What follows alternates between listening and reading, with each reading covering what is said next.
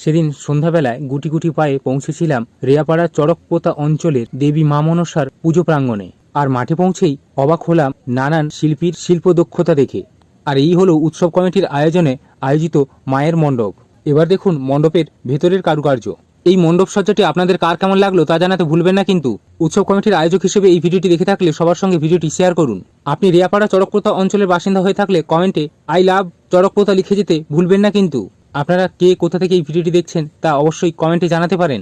পরবর্তী ভিডিও দেখার জন্য ব্লগার সৌরভের ইউটিউব চ্যানেলটি চটজলদি সাবস্ক্রাইব করুন এবং চোখ রাখুন ব্লগার সৌরভের ইউটিউব চ্যানেলে। আপনি যদি মাকে ভালোবেসে থাকেন তাহলে কমেন্টে জয় জয় মা মনসা লিখে যেতে ভুলবেন না কিন্তু। বেশ কয়েকদিন ধরেই চলছিল নানান সাংস্কৃতিক অনুষ্ঠান। আপনিও যদি এই কমিটি দ্বারা আয়োজিত অনুষ্ঠানগুলো উপভোগ করে থাকেন তাহলে কমেন্টে আপনার অভিজ্ঞতা জানাতে ভুলবেন না কিন্তু। আর হ্যাঁ, এখানে এসে দেখলাম মাতৃঘট কিন্তু কাঁসা দিয়েই বানানো।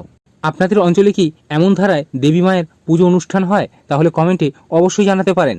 চলতি বর্ষে যদি আপনি এই পুজো কমিটির ছদ্মবেশ প্রতিযোগিতা উপভোগ করে থাকেন তাহলে আপনার মতে বিজয়ী কে?